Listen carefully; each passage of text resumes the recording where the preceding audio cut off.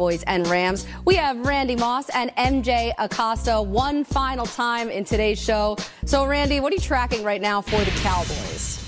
Well, Cowboys receiver Amari Cooper came over in midseason from the Raiders, and now he faces two Rams corners today that he's familiar with from the AFC West. He had 5 games against former Bronco Aqib Talib, 5 games against former Chief Marcus Peters. This week, Cooper said, "I know them in and out." And then he said, somewhat strangely, I thought, "I don't think they know me in and out." Whatever you think about that, here are the ins and outs of the numbers. According to Pro Football Focus, there have been only 19 pass plays in which Cooper was targeted while covered specifically by either Talib or Peters.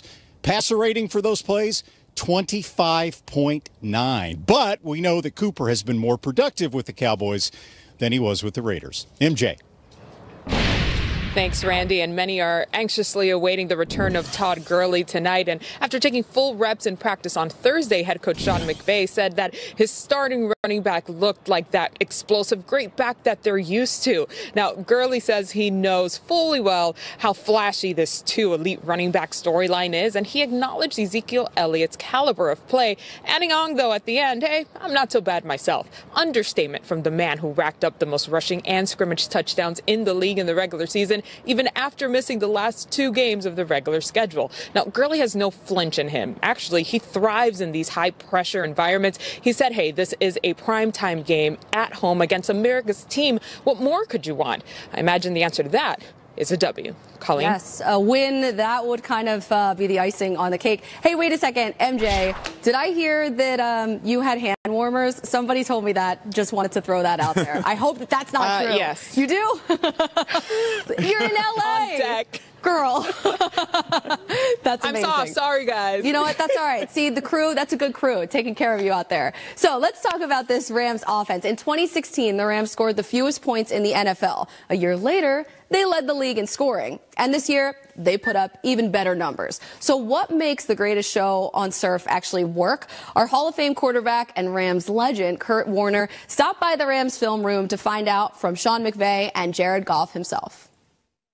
And the Rams clinch back-to-back division titles for the first time since 1979. Well, congratulations to both of you on an incredible season. How well you communicate, that's been a big deal around you guys. Bring him down and get the Halle Berry. Birdman. Lamborghini. All right, my bad. I've got an annoying voice sending that thing in, so you can always filter me out. All right, here we go. Sometimes I'll tune him out. Sometimes it's a lot of really good stuff, and most of the time it is. And you know, he's so dang smart. Turbo's hit. Great ball home. Yeah, baby! It's your second time around in the playoffs. And the NFC West champions have been knocked out of the NFL playoffs. Is there something that you learned that makes you feel more prepared going in this time? Anytime you're in those big games and those big moments, and anytime you win throughout a season, get that experience and the experience of either making the play or not making the play, and what would you do differently or what would you do the same, and having those experiences, it's going to be helpful.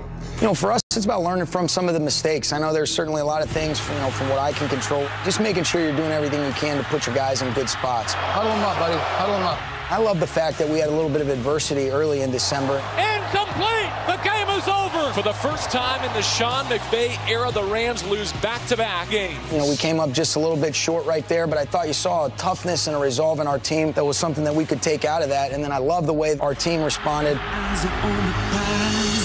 The Rams sweep the NFC West as LA has clinched a first-round bye. I know we've talked about your growth over the 3 years that you've played, but just tell me what this guy has meant to your growth. I think last year learning the offense, and then this offseason, everything he's taught me about defenses and everything we've learned together about how to manipulate things, and not just, what's the progression, but actually who are we trying to manipulate? How can I do that with my eyes, with my shoulders, with my feet? And I think on the other side of it, just from a leadership standpoint, as far as accountability and communication and all that he is so good with me at, that I can then bring that to the huddle and to the rest of my teammates. Gotcha.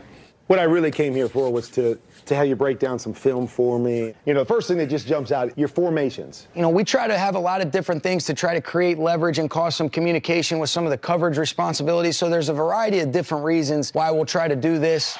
Shotgun snap back to Goff. Now launches. It's caught. Tyler Higbee. We've got really a high-low on the outside, and Jared's able to take that extra hitch, setting for the widest, kind of influences Lattimore to be able to open his hip, come down here on Robert Woods, and then he replaces him with Higbee. And I love the way this ball gets up and down to be able to give him a chance to run after a catch for a big 30-yard gain right off the bat. It's a great job by him right here. Shotgun snap quickly back to Goff. He looks middle. He unloads. Robert Woods goes to the ground to make the catch. Well, this play, the progression started over here. And again, it's a pure progression reach right across the board. And the leverage we had there on 25 with Robert, the way he runs that route, the way he's able to get inside there is special, and got a lot of faith in him. And we've hit these in breakers quite a bit this year, and he's really good at it, and I feel like I throw it well. This whole play looks exactly like the other play. But you're saying now the progression starts from the right side. Correct. Yeah, well, I think here's because it's almost the same play. Sure. No, that's exactly right. It's a lot of the time, okay, what coverage are we trying to attack in this instance? Sometimes you get that inside out. If he doesn't do that, we could be shut out, and we'll be saying, what a bad play call by me right there. Love it. I know you guys got to go. I could talk all day. What else you got on here right here? Oh, and they continued to talk, so you can check out part 2 of the interview there coming up on game day morning. But let's get into the matchup a little bit here with the Cowboys defense. How will the Cowboys defense game plan for the Rams today? You got to do a lot of things well. You got to stop the run. I actually like this matchup for them better than the Saints matchup, which we'll see. That may be a matchup next week. But in the passing game, it's Leighton Vander Esch, the Cowboys linebacker. And in talking to some folks in Seattle last week, he said he disrupted so much of our passing game. And we'll start with this one here because I want to show you this first play. This is early in the game. It doesn't look like that receiver. It looks like he's open, but from where Russell Wilson is standing, he doesn't have that throw because Vander Esch is long. He's got long arms. Taller quarterback, he is open though. I'm just being honest. That's just. I understand that, but they know about his length, and then once the ball is caught, he's reading it. He's right on top of guys. He's making tackles in space. Yep. So he's limiting that yak. So I really think that it's a huge key for the Cowboys if they're going to keep this Rams passing game in check. Look for 55 to be all over the place. That trio. What? No, not 50. No, not 50? Sean Lee, he's not. No, Vander Esch. He wasn't even dressed, huh? He's coaching. He's pretty much coaching now to a degree. But that trio alone, Leighton Vander Esch, Jalen Smith, and DeMarcus Lawrence, they're playing right now at a whole new level. They're playing at like the top of their game right now, which is the best part of that defense. And they're young. That's what you like about it. They're going to be together for a long time. But that has to start with stopping Todd Gurley in this run game of the Los Angeles Rams. I've said it before. Jared Goff isn't ready to carry this team by himself yet. He has to play complementary football, and it starts with the ground game. In their wins this year, they've averaged 154 yards rushing, and their losses only 75. And I thought the addition of C.J. Anderson was perfect, not just because Todd Gurley needed some rest, because now when Todd Gurley comes off the field, I don't think there's that much drop-off to the backup. C.J. Anderson can run the football with authority. He blocks out of the backfield, and he catches out of the backfield. So if I'm the Dallas Cowboys, it's all about stopping the ground game and making sure you limit it. They did a good job against the Seahawks of that. #1 rushing offense. And my whole thing when I talked to the Seattle media this past week, why didn't they push the ball downfield more? I would have kept on throwing it downfield more. Stop trying to run it. But that's a whole other conversation. CJ's in, it's not a drop-off. It's not a huge drop-off. That's what I said. I know. What do you? Well, what I'm saying is Todd Gurley's an elite back, and usually when the backup comes in, you maybe you don't have the same speed, maybe you don't have the same feel for the inside footwork, maybe the backup can't catch or can't block out of the backfield. When C.J. Anderson comes in, he can catch out of the backfield. He picks up blitzes with authority. He blocks them and stones them at the line of scrimmage. And he had one game of 167 yards. He's already second on the team rushing with almost 300 yards, and he's only been there 2 weeks. I just wanted to make sure, because when I heard, I was like, really? And then so I just wanted to make sure, give you the opportunity to elaborate, because I agree with you, and it was a great point. I just wanted more. Oh, my I didn't want a morsel. My media coach is here today, man. I appreciate it. I didn't want a morsel. You gave me a little morsel. I was... Yes, sir, big dog. I think, too, this offense, the Rams offense, has really hurt by losing Cooper Kupp. Like, it's not like Cooper Kupp is this amazing game-changing Not your ex-receiver, not your guy you got to account for. But he's Jared Goff's favorite guy. But he's the dirty guy. And I mean that, meaning in the run game, he blocks. He does all the things. In the play-action pass, he's the guy that was springing wide open. So you know what he is? He's their #1 wide receiver. That's what he is. Right? Because it's Kupp. is never empty. So do you think, though, that that's going to affect them in the playoffs now? Yeah, I think it's going to have a small effect. Their number of play-action passes went down after Cooper Kupp left. And I had to take a look at that after I said it on this show a few weeks ago. And Jeezy was like, dude, Cooper Kupp has something to do with that. And so thank you, Jeezy. You made me look at that. I tried to give him 5 and he missed me. He didn't even give me 5. He put it up and then walked away. Last week.